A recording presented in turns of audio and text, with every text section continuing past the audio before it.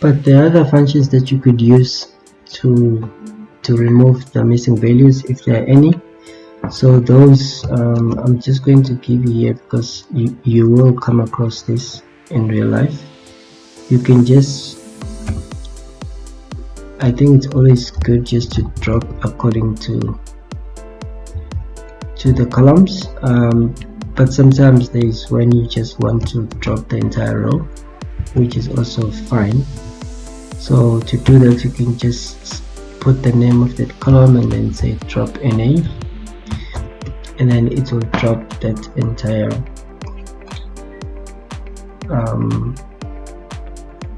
all the rows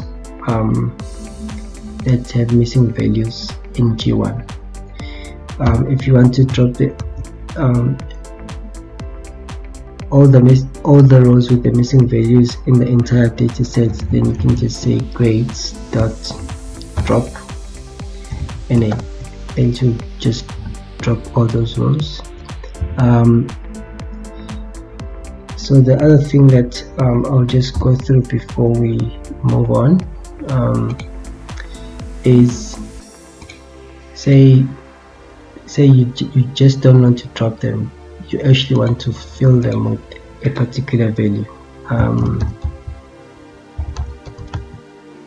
Say filling the missing values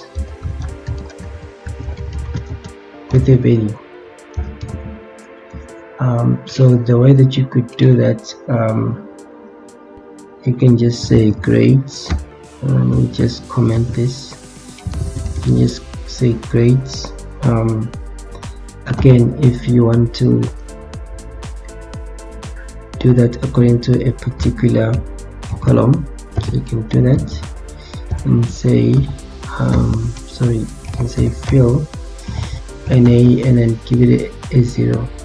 Sometimes it could be a mean, you can just put it a mean here, or it could be just a value, say 10. And you can do the same thing with the entire data set. Just remove that, and then you fill all those values. So I think now we are ready to start the analysis.